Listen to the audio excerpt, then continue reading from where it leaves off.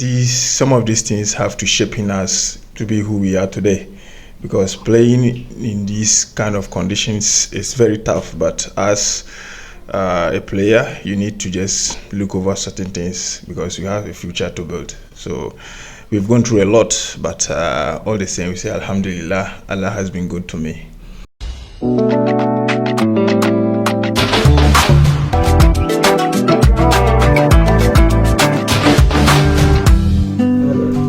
Many thanks for joining us on this wonderful episode. Today, we are privileged to have an up close with a true son of the region, a behemoth and a folklore that has hosted high the flag of Upper West anywhere he is as far as football is concerned. On this wonderful episode, I'll have with me Ishmael Abdul-Ganiu, known much as Eche, so that we'll have one or two conversations that will really inspire every young and upcoming footballer as far as the race is concerned. Ishmael, many thanks for joining us on Akurubo Studios. Thank you very much. I'm happy to be here to support the project. And we are glad to have you here as well. Thank you. Juma Mubarak. Juma Mubarak. To start off with our conversation, I would like to begin on a lighter note. I indeed admire your outfit. Thank you. When are you getting me same? Soon. Yeah. Soon. I'll get you one. Beautiful. Ishmael Abdul-Ganiu promised all audience that he'll get me a similar outfit like he's wearing so that we'll look akin together. Let's begin this whole conversation by looking at your journey. Yeah. I want to know what was your childhood like and how did you develop passion for the game football? Well, it is not something that I just started. It's just like a generational something. Two of my elder brothers started before me. Okay. They've played several clubs, and even Ishmael, you could just Google and get him. He was the first Upper West player that helped Wow Stars qualify to the Premiership. So beautiful. It's kind of a generational something. Okay. Yeah. So that was where you tap your inspiration and vivacity from. Yeah, they used to take me along for some games and training. So I got to see some of these big men, and that improved my passion for it. So I decided to go for it. Wow. And God being so good, here I am. Beautiful, I must see. Knowing where you tap your vivacity from as a footballer, I know there have been numerous challenges throughout your career. Yeah. But I want to know, in an event of a setback, how do you overcome series of challenges, be it injuries, contract situation, managerial fracas, and so on and so forth? Well, there are, let's say, hook and chronics in every job you do. Definitely there's going to be one or two hard something like that, but since you know what you want and the journey you are going is not going to be easy, so you have to motivate yourself. And you know that as a professional, you are out of the family, and it takes you a long time to come back home. More probably you'll be in for like 3 weeks or 1 month before going back. So you don't have your parents there.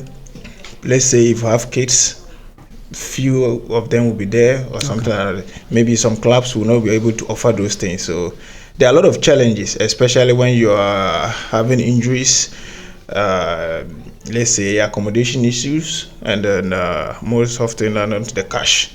When it's not coming, absolutely, you are always frustrated. That is a major thing. There are clubs over there that do not pay as much as we think. Okay. They owe players salaries as well. But with God being so good, you just pray that where you are, you need to make a mark.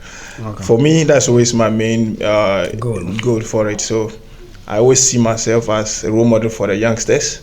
Wherever I go, I try to make an impact. And so indeed you are. Yeah, I try to make an impact so that in case they happen to get there, somebody will even say, "Oh, I once had one player like this Ishmael Abdul-Ganiu. He's from Abuja, so because of that, he can give the youngsters chance to show who they are. So I always sacrifice for them, and we see the way forward in the future. Beautiful.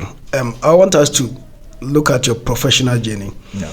You started with Wow Stars, now Legon Cities, then to Karela United, and above all, you captain one of the greatest clubs in the history of Africa, not only Ghana, Kumasi Asante Kotoko. Yeah.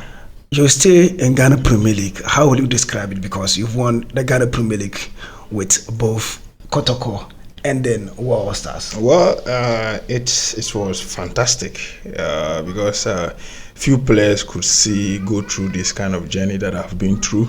So I'm always happy, and then I give praise to Almighty Allah. It hasn't been easy, but let's say some of these things have to shape in us to be who we are today. Because playing in these kind of conditions is very tough, but as a player, you need to just look over certain things because you have a future to build. So we've gone through a lot, but all the same, we say Alhamdulillah, Allah has been good to me. So now I want us to tap on the experiences you've derived ever since playing in the shores of Ghana. Yeah. Like I mentioned rightly, you played for World Stars, to Karela, then Kotoko. Yeah. How has your experience in football shaped you as a person? A lot, because before moving out, you need a lot of experience on certain things like accommodation issue, feeding, and being strong-headed in terms of the game. Because where you are going, let's make it look like you are going to face, let's say, different other players. So you need to strengthen yourself. Your mentality need to be strong.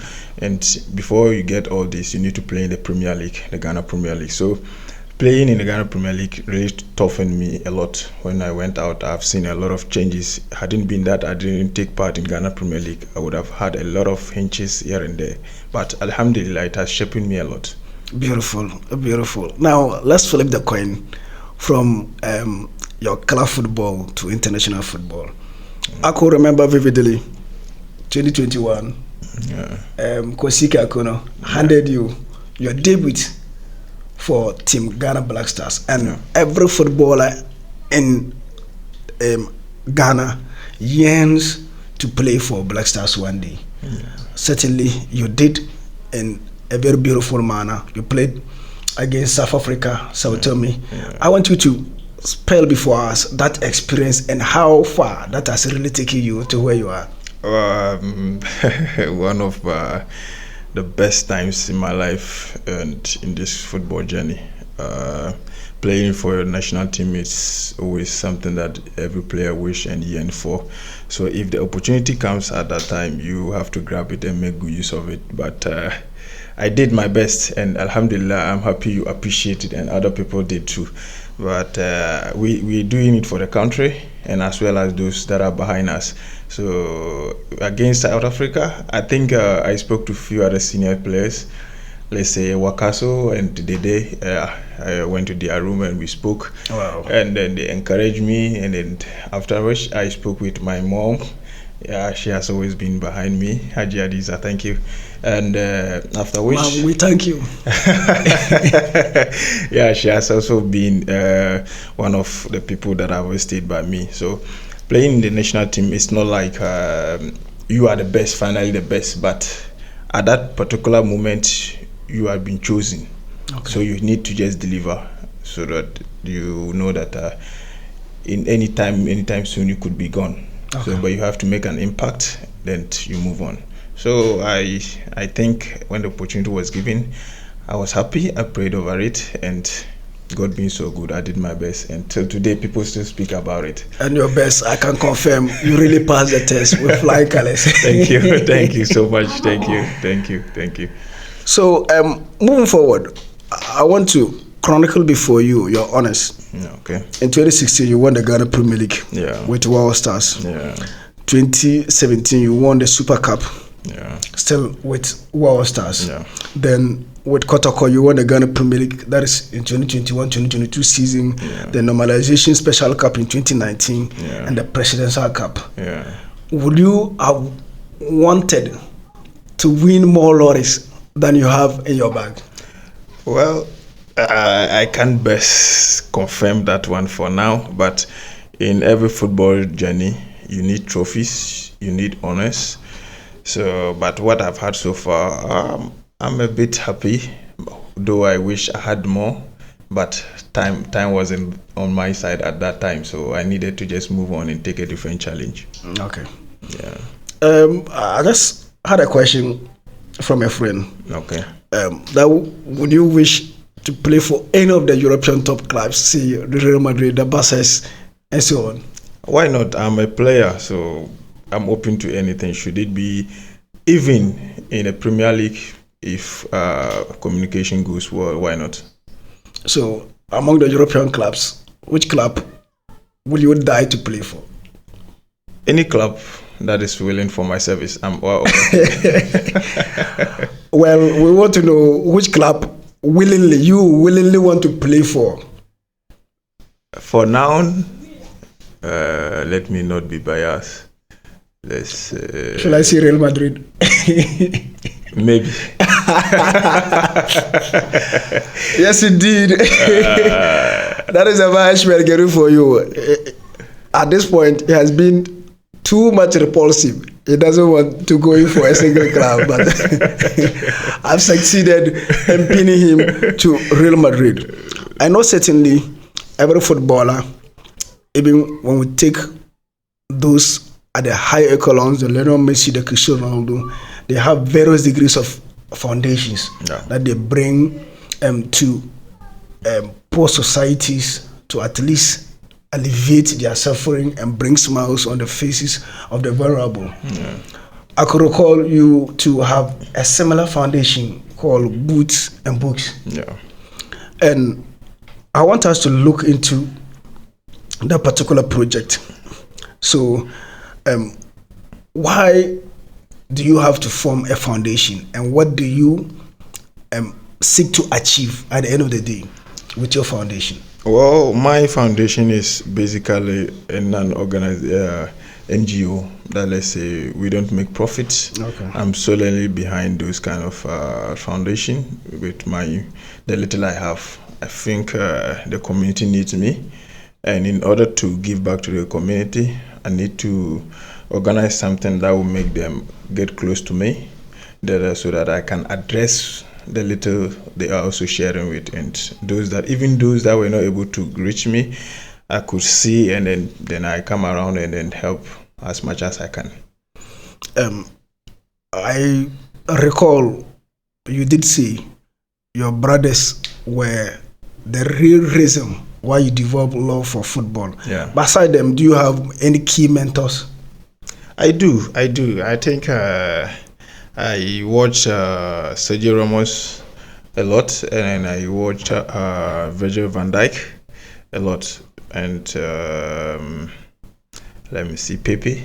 Okay. So I try to pick pieces from each and every one of them, and then add it to what I'm also trying to build. Okay. Yeah.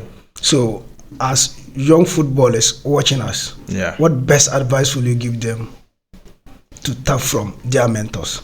Well, I think they should take good care of themselves, as in because this football, we say it isn't like what we see on social media. Okay. Social media is kind of 1/3 of the football journey, so they need to get close and know much more about the journey, other than concentrating on the social media stuff. And they should try to be disciplined and work hard, and then try to understand the position they are playing and what they are to do. Those few will help them more, other than thinking of I need this amount of money, because these youngsters, they don't think like what we post is just the way it is. They don't know there are a lot of suffering behind the scenes. It's just that when you come on the social media, you post what you want. Okay. Yeah, because there are a lot of suffering behind the scenes. There are a lot of bad days, bad games, injuries, rejections here and there, but we don't post those stuffs. We only post what we think our brand will be okay for us. Okay. So they shouldn't concentrate solely on social media. They should try to build themselves from somewhere and then try to get a target for themselves, because this is our journey. Football isn't for everyone. Okay. It isn't for everyone. So we need proper planning, proper management, and then let's say good advices from those that have been there. Okay. Those things will help the young ones. Beautiful. I will again want to tap from you. Okay. How will you advise young footballers to balance their passion for sports with the demand of education and personal life? For me, as a youngster, I would advise them to go to school, to take their education serious, because at that level, you may not be that professional as you are looking at that early age. Okay. So it's better you combine it with education. For me, I did my secondary school and online courses, few online courses. As we speak now, I've been on some other online courses as I'm playing as well. Wow. So I think if I'm doing that, how much more of you playing a division or a coasting and you don't want to go to school? Okay. As we speak today, most soccer players have to go to school, because you have to study your contracts. You need to know the terms in it, what they have written. How is it? Explain it to yourself. You cannot just go into a club and they ask you, okay, this is a document you have to sign, is for your visa. Meanwhile, it's for termination. Okay. So if you are not well educated and people that are there to guide you, you just sign it and then you've terminated your own contract. But the little bit of education you have helps a lot. So I would not ask any youngster to forgo the education only to focus on football. Try do both. Better still, go to school. After 15, 16, you can add soccer. Okay. But to say you only want to play football, neglecting education is really a bad step. It's really a bad step. Okay. So youngsters, that is a food for thought for us to pick from the behemoth figure, Ishmael Abdul-Ganiu. Now I want to know, what role do you think family and support system plays in football? For the families and people supporting you, it's, let's say, the major thing in soccer, because there are a lot of things in this our game that you need the family encouragement. Because there are some people that stop playing football not because they didn't love football, but because of the pressure behind the families and then the friends. Okay. But I think it's important to carry all of them along, because there are times you leave home and you wouldn't be hearing much from the family, but the little you hear encourages you to know that even though you're out of home, but whatever you are doing, they are monitoring, and you are trying to better the home. So I think moving along with the family is good, but the family should also be a little bit patient. The job is hectic. There are times, even my family, when they call, you look annoying, because Charlie, there's a lot of things happening elsewhere. Let's say you went and you had a bad game, and then you have some confrontation with other players and stuff. So when you come, when you are speaking with the family, they know you are not in good mood. They could tell you, okay, you rest, I'll call you back later. Okay. Yeah. So I think those kind of certain small stuff helps a lot. Wow. Yeah, I know my family is behind me, and then when I'm going to the pitch, I know despite the challenges, but I need to make my family and Upper West proud. And that has always been the goal. Yeah. I know. Yeah. And one thing I've admired in you so much has to do with your fighting spirit, your obstinacy, going for the real goal, no matter how the obstacles. I really admire that particular attribute in you. But then you currently play for Ethiopian Premier League side, Derewa Sports Club. Sporting Club, yeah. Yes, I always struggle in mentioning it. I hope I've had it right. Yeah, you did your best. Walk us through that journey as well, and how inspirational it could be to the young footballers coming. Yeah, I signed for this club 2 years ago, and it has been nice and has been good journey and another good experience, because playing in this kind of system, it's shaping me a lot. I think Rida Wakanima is one of the biggest clubs in Ethiopia, the oldest. Okay. Yeah, the oldest, and it's more or less like Asante Kotoko. That is like a traditional club, something like that. Yeah. Beautiful. I think we did our best, and so far we've been in the system for a while, and despite the challenges, but we've been able to be in the league for a very long time. I think it's a nice move, and I never regretted taking that challenge. Okay. Your benevolence act can never go unnoticed. Yeah. Ever since there's off season, anytime there's off season, I should say, anytime there's off season like this, you go around, do a number of donations, dish out so many supporting equipment to equip those who are engrossed into the game. Yeah. And I had a confirmation from your colleague, a senior high mate, that you donated some piece of materials that really aided his physio work. And currently, we call him Brakoko, but he's a physio, or is it a major to Karela United? Am I right? Karela, no, in Swaterman. It should be in Swaterman. Okay. He did say you did a number of donations to him that has really touched his heart. I want you to have a bite on that as well. Well, that one, I will plead let's go the next one. It's more or less like a family thing, because we know more classmates. We are like a family now, so I wouldn't want to go deep on this, do stuff. So on your foundation, how did you intend to really touch so many lives, and what boundaries have you set for yourself? Well, this foundation is basically from my pocket, and I don't have an extra support. So I will do as much as I can to get to reach the few that I can.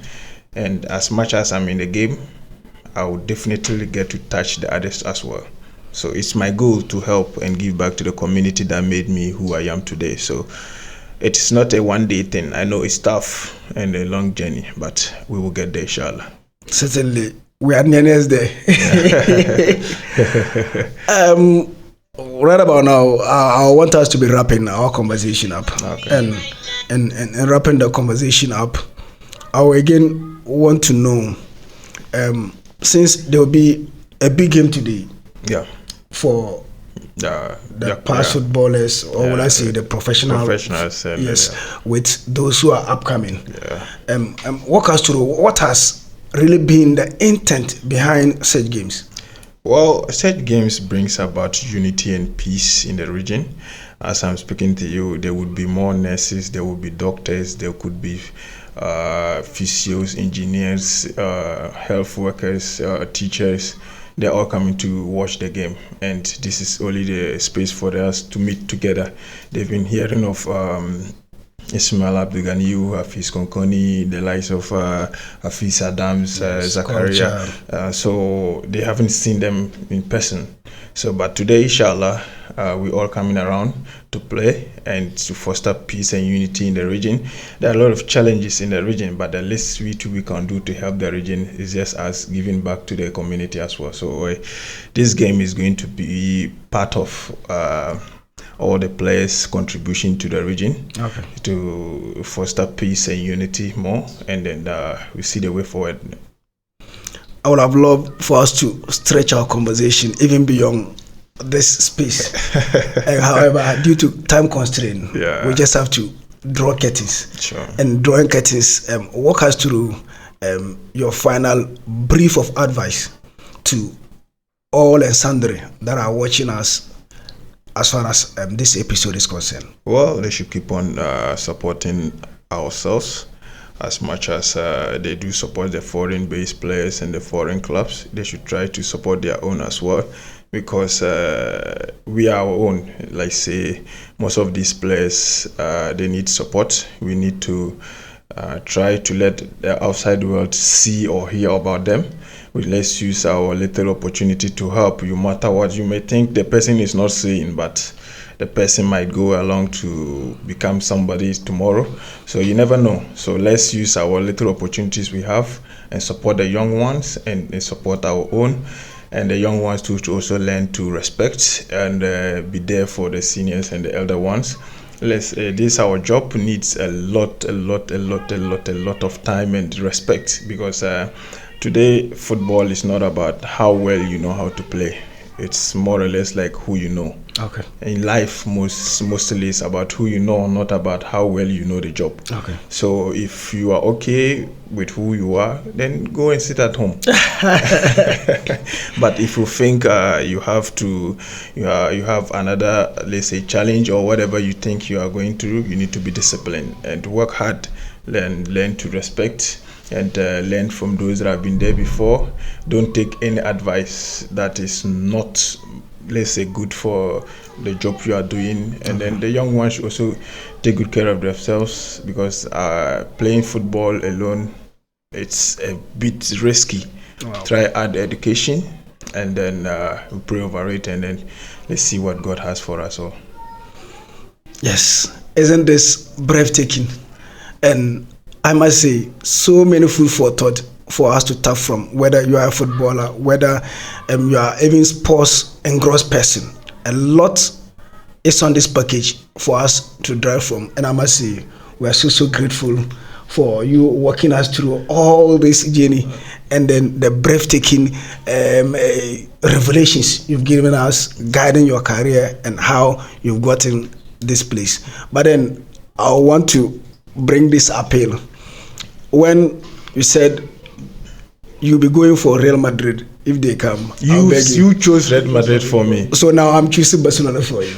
Any you choose for me, for as much as because it's not me choosing I'm a Catalan. Okay. And I would love a player of your class, a player of your pedigree, to one day partner with Paul Kubasi so that we can conquer the rest of the world. Inshallah. When he was mentioning his mentors, I didn't see him mentioning any of this thing. So I also prefer you go for Liverpool. Just like we made mention of Van Dijk. Well, that is an end of our episode. Thank you all for joining us.